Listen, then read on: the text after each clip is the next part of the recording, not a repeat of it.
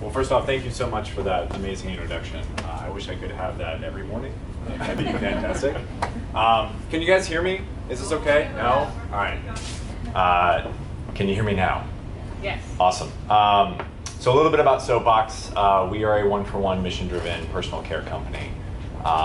We got our start back in 2010. My best friend and I had always talked about starting something that would give back and be a social enterprise, and I called him after spending some time working as a subcontractor for the United States Agency for International Development. I was like, we're going to start a soap company. And he was like, have you been watching Fight Club? Like, what's wrong with you? Why are we even thinking about doing this? Have you ever heard of these brands called, I don't know, Unilever or P&G or Colgate? They'll crush us. And I was just like, what's the worst that can happen? So we'll go into that a little bit. But before we do that, I want to talk a little bit about who's sharing this presentation with Soapbox, and that is... Hi, I'm JP Doyle. So as Janice said, thanks Janice, I'm the Senior Creative Director at Anthem New York. And I think what was really exciting about this presentation for us is it's a continuation of a great partnership that we had together, and in our daily lives in agencies, and any of you here in the agency world will understand this. You know, sometimes a project comes along that ignites all of that creativity and all of that great kind of thinking that you want from a brief, but the underlying message and brand mission here, and the kind of personality brand that really exudes, comes through from David all the way through every single touch point of the brand, was what really inspired us, I think, to get involved with you guys as well. So thanks again for that. And we're really excited to present this. I'll stop waffling on and let you speak a little bit more about your wonderful brand. Thank you. So the long and short is, I really believe in just having a discussion every time I have a presentation, or that we're lucky enough to share the Soapbox story. So I really want to get into the nitty-gritty of the really hard decisions that we faced as a brand, and then also some of the harder lessons that we learned. So I hope that I can do that and that we can achieve that and not gloss over those type of things. So the thing that we do differently from other one-for-one companies is we actually allow the customer to track where their single donation went. So on the back of each one of our products, whether it be a bar soap or a bottled body wash or 100% organic raw coconut oil, whatever it might be, they can actually take the code that is unique to that one specific item, go to our website, whether it be on their mobile phone or whether it be on a desktop, wherever it might be, type it in and see exactly where that other one went. So did it go down the street to a local homeless shelter? Did it go around the world?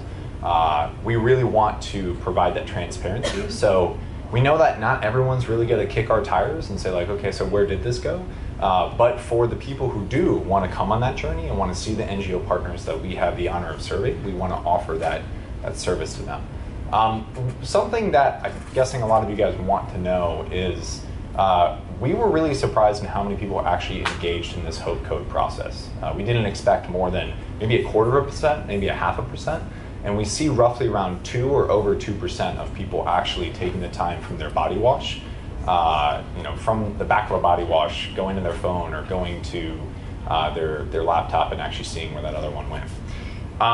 Really important factor about how we give is we're very selective in the partners that we work with, and we take this idea, and it's a core value of who we are, of service. We aim to serve the people that we have the honor to serve. And what I mean when I say that is we don't work with aid partners that depict the people that we have the honor to serve in a manner of which they would not want to be shown. For example, all of us have probably seen like the late night infomercial where they're like, look at this kid in a mud puddle.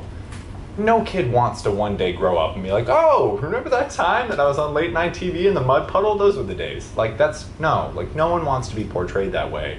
Nor does anyone want to like be driving in America or any Western country and see like themselves in a disheveled shape or form on a billboard. Like that is not how we should be treating those who we seek to serve. So we took a very hard line in terms of like, look, there might be some amazing NGOs out there that are doing very sustainable work, but if they're portraying the people that they seek to serve in this light and manner, we don't want to be a part of that. So we always take the aspect of joy. How do we actually capture that? How do we show that to our customer? And then another really interesting, for those who were downstairs talking to Neil, him and I were just catching up right before the beginning of his presentation. One of the biggest lessons that we've learned time and time again is that you as a product, as a brand, have to first and foremost deliver on the product and the design. The give back is a cherry on top. It is not the reason why she or he will go and consume the brand. That is not it. It's an amazing loyalty driver, and depending on the stakeholders that are all in the different aspect of your business, it actually might be the first reason why you get a meeting with a buyer, or maybe you get an article and whatever. But it's not the reason why she actually wants to, or he actually wants to pick that shampoo over another brand in the aisles of whatever retail partner we have the pleasure seek with. So I'll basically summarize this in the other thing that we do differently is 50% of our donations stay here at home or any country that we work in. So we just expanded to Canada and specifically looking at how we keep 50% in local homeless shelters and food pantries and women's shelter abuse homes. And I think the thing that really caught us off guard is we started back in 2010 focused internationally, and then we kept on getting so many inbounds. We get about 3-4 different inbounds every week from new homeless shelters or food pantries who hear about us either through a customer journey and someone buying a brand or just through the news. And one of the things that continually shocks us is that SNAP programs or food stamp programs actually don't cover hygiene products. So it's actually one of the most requested items for the food pantries we work with. So the idea of service, the thoughtfulness in which we actually give, one last really important, and I know I'm totally on my soapbox.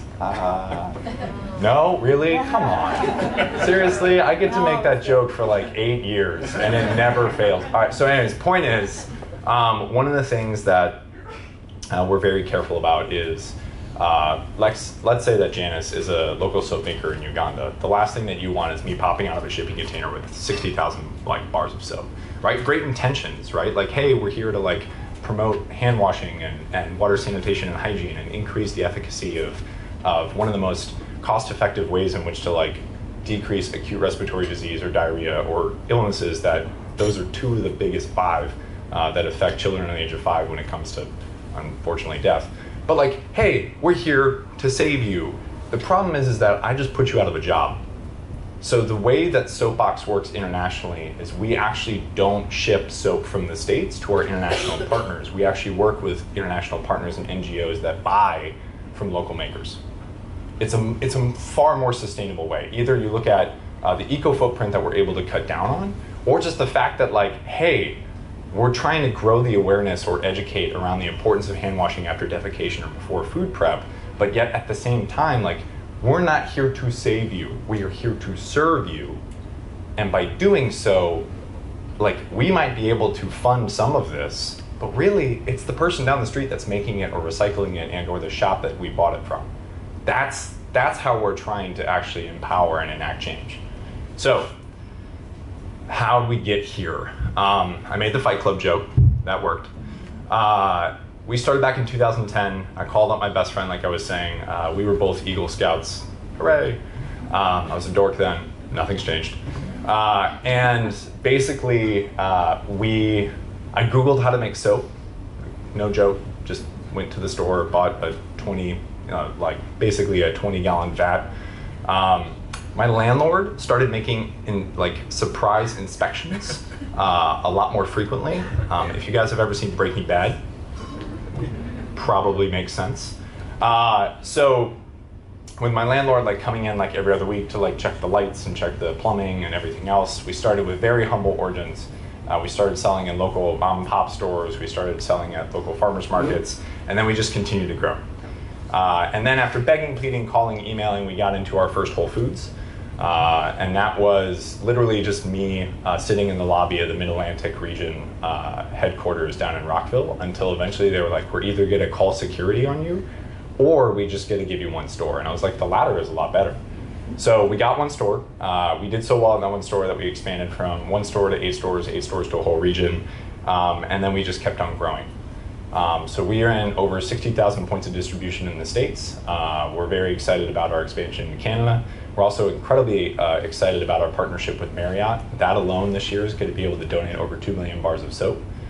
So we're replacing all of the little shampoos, conditioners, body washes, bar soaps in Delta Hotels by Marriott, which is actually their fastest growing brand out of their portfolio, including their acquisition of Starwoods.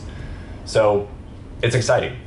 But the reason we're here today is not to talk about success. It's actually to talk about the moment that we almost failed. So back in, this is actually pretty recent. There might be some like scar tissue. So last summer, we got approached by a strategic partner for an acquisition. And it wasn't that great of a deal. But yet it would expand the mission pretty drastically, and it would secure that the brand would live on, and it would check a lot of the boxes of the reason why we started Soapbox in the first place. But we didn't know if it necessarily was the right cultural fit, and we didn't like some of the things that they wanted to immediately change with the brand. And a lot of this was coming about because our sell-through in our accounts and our retail partners was not as high as it needed to be to warrant further expansion.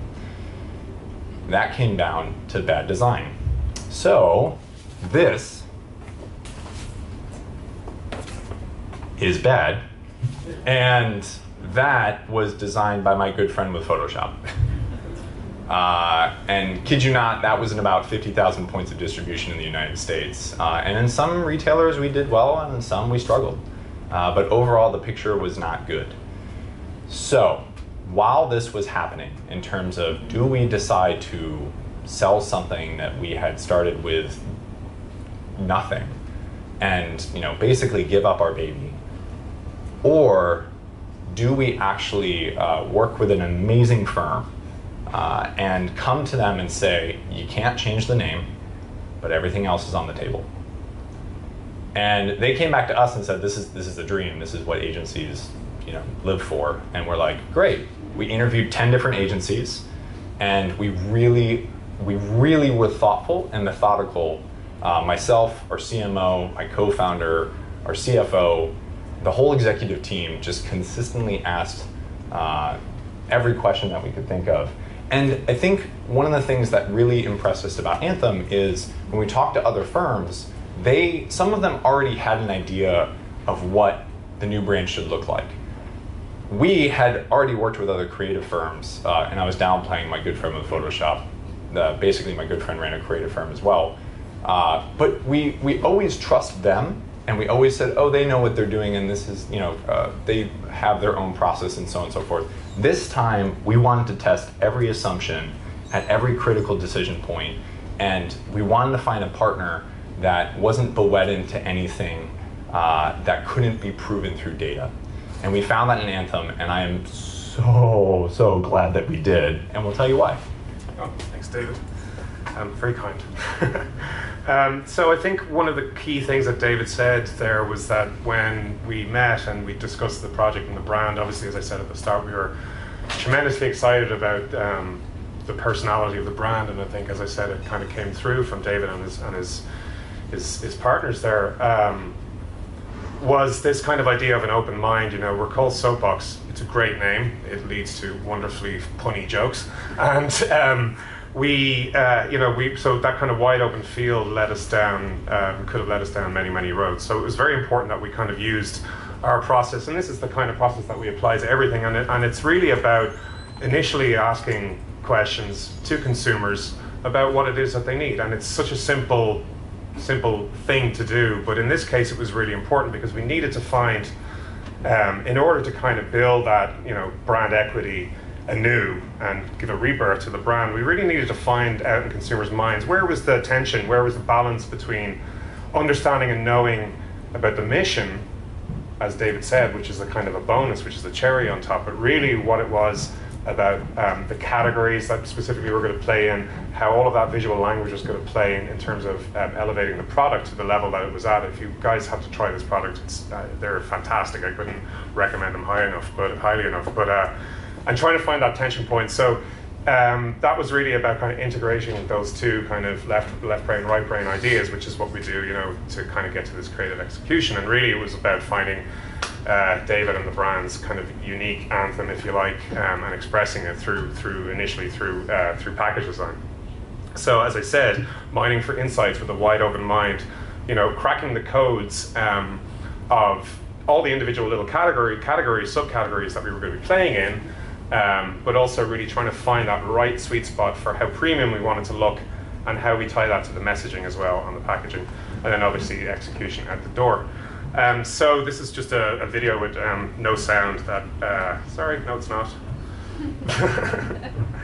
That kind of just is a montage of that, but really I think what David and the crew there really enjoyed and what we enjoyed is that we were all able to get in a room together, tangibly talk directly to consumers, sit with them, understand what it was they were responding to about the category deep dive that we kind of put in front of them, you know, codes and cues in terms of structure, in terms of graphics. What would be the expectation in terms of the scent? The Soapbox products have a particular degree of scent which I love because it has, it's not too slight and it's not too pungent, it's that Goldilocks spot. So there were a lot of things that we needed to uncover around how, for example, ingredients might be represented and how benefit language might be important to drive the impression of the textural and the sensorial aspect of the product, all while kind of competing very aggressively on shelf in an extremely unforgiving and cluttered space.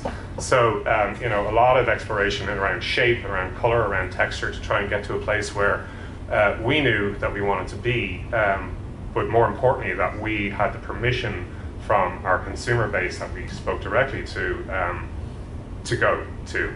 So this is ultimately kind of where we ended up. So it was really about creating a new brand mark that had a lot of stature and pride and really elevated the kind of the name of the product, obviously. We're creating a very simple, easy to manage, easy to follow hierarchy of information that really kind of spoke directly to some of the codes and cues and the categories. These are just some beautiful shots of the cross-category range that we come up with. But I think in speaking to consumers, we discovered, you know, there were things that were pertaining to the hair care category, for example, that were slightly different in terms of the kinds of information they wanted to enter through. Ingredient was much more important, for example.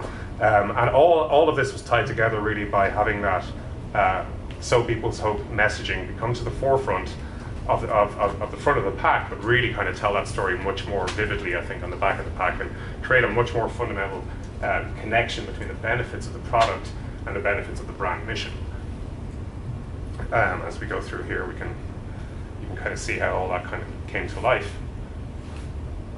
So it was really about trying to find that right balance of premiumness and driving that product benefit, and then tying all of that really much more explicitly, I think, to the mission. Yeah, and two, I think if we were to distill the major lessons that we learned, and especially for the audience that we have here, there are two really big key takeaways that we found through just testing and learning and really listening to the consumer. And that is, before each one of our products in the previous design looked like they were basically siblings of or like twins, in a sense of like using a family analogy. Understanding all the different hierarchies in which, and the categories that we played in. We sell in hand and body lotion, we sell in hair care, we sell in body wash, we sell in bar soap, we sell in liquid hand soap. What he is looking for in a liquid hand soap is miles apart from what she's looking for in a hair care. And one of the biggest things that we found is that there are badge products in terms of like things that they want to put out in their guest bathroom, that they want to leave out on their kitchenette, that they want people to see. And it has to fit within a decor, and it has to fall within a certain hierarchy that she or he is looking for specifically within that product. And then there are performance products. And a performance product is usually tucked away in someone's shower, and it has to deliver. And you have to communicate as such, because what they're looking for in those different shelves in all the different places that we compete and sell in with all of our different amazing retail partners, like you have to deliver on where that product is being sold. So we started Soapbox being in brand blocks. So all of our products were basically put together as one specific brand block, and that design worked for them. But as we started growing and getting into more conventional stores, we were being sold in their respective areas. So the design and the hierarchy for that design had to change. So the big takeaway is that there's performance products and there's badge products. and how specifically she or he is looking for within a badge product has a lot more to go with how is that fitting within their style and the decor, but yet you still have to communicate all the different aspects when looking at liquid hand soap. It comes to fragrance plume, it comes to feel, but above all that is decor. So, and obviously price. So then looking at the second big takeaway, and this is for anyone who has a social mission, a part of their brand, or is working with a brand who has a social mission, it is you absolutely have to communicate the product first. Neil was saying this downstairs, I'll say it again. The reason why a consumer buys Soapbox is because we are a naturally positioned product that's free from parabens and phthalates and EDTA, and has amazing oils like coconut milk and sandalwood. Like, that's the reason why they're buying it. The cherry on top is the fact that they now are able to participate in a mission that's a lot greater than themselves, but then they also are able to feel good about that and join our community by actually seeing where that good has gone through the Hope Code. So I'd say those are the biggest takeaways. And then also, like, this is one of the best before and after photos that I think we've seen in quite some time. Obviously, I'm heavily biased. Just some key takeaways, because we really believed in data, and in every intersection of which we actually had to choose a specific decision with the design process, we'd like to send it out either through a focus group or a consumer survey. We saw that 78% of consumers not familiar with our brand were more likely to purchase the new design. I don't think that takes a rocket scientist to look at this and be like, yeah. 62% of consumers that were actually familiar with our brand were actually more likely to purchase it with the new design. And then overall, we just said, okay, yeah, this makes a lot of sense.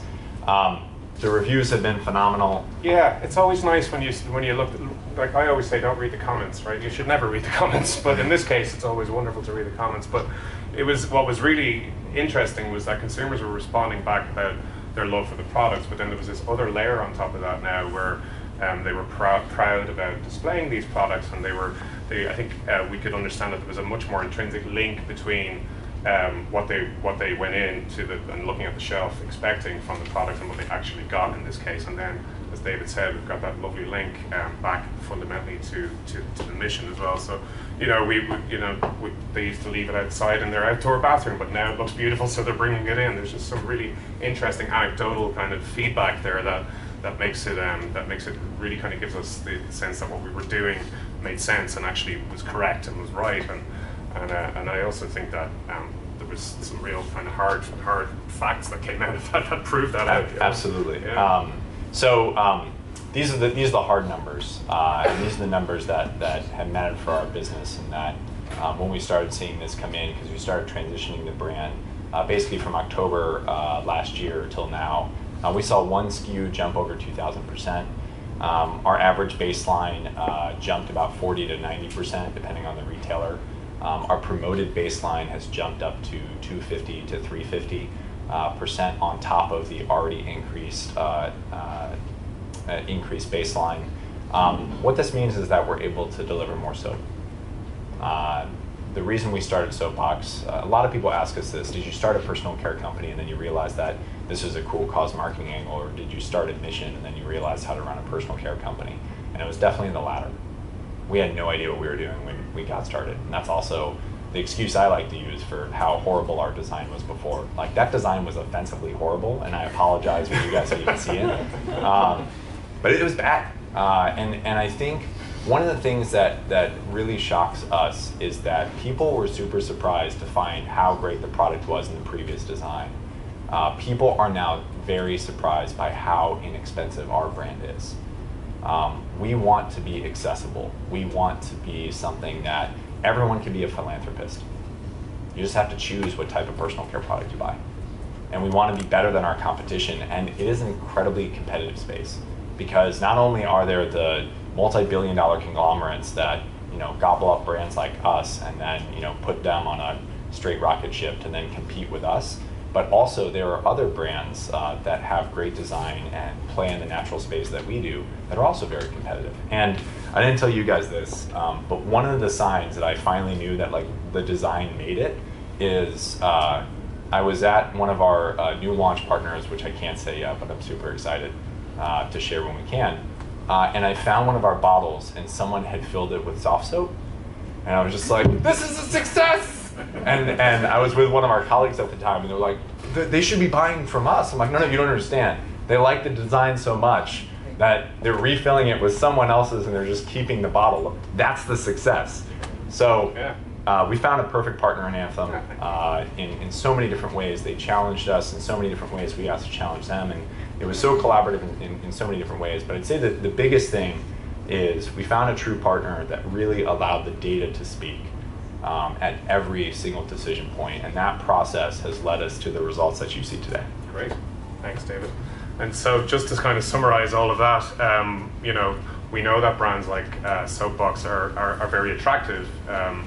And that mission is very attractive to people, particularly millennials. However, none of that really matters if at that first moment of truth, people are you know, getting what they're expecting from the product selling itself on its own merits. And when the mission and the good design comes together, that can drive in turn, obviously, as David has demonstrated, drive business, which then feeds back into the mission, and then it becomes this literal, wonderful, virtuous cycle. And I think that really is testament to the kind of power of our partnership and trust in our relationship. But I also think it's a really key understanding that you can't have one without the other. You can't have a mission and bad design or a bad product. So thanks very much, everybody. Hooray! And good luck to the rest of the speakers today. Enjoy. All right, thanks, guys. No problem. Anybody have any questions before we get on to the next one? There are some questions. Okay. I was just wondering how long the design journey was, the rebrand journey. I think it was a process of about 6 months, I'd say, from start to finish, from the first day they walked in to see us. And yeah, it was actually pretty quick. We had to move pretty quick. I think there was a desire on everybody's side to move quickly. And as soon as we kind of had those great insights that we knew we needed to go forward, it all happened pretty quickly, actually. Yeah, it was good, good understanding. One more real quick. Yeah, the new packaging is definitely higher end, more elegant. Did you take a price increase when you did this? No. No, you held prices. Honestly, we kept everything. I hope you guys can hear me. The question basically was, did you take price on the new branding? And we didn't. We actually kept the formulas the same as well. That's the only variable we changed. The amount of customer write-ins we get is, I love the new formula. We're like, we love the new branding. Like, it's great. Yeah, no, that's, thank you guys so much. Thanks very much. Thanks, James. All right.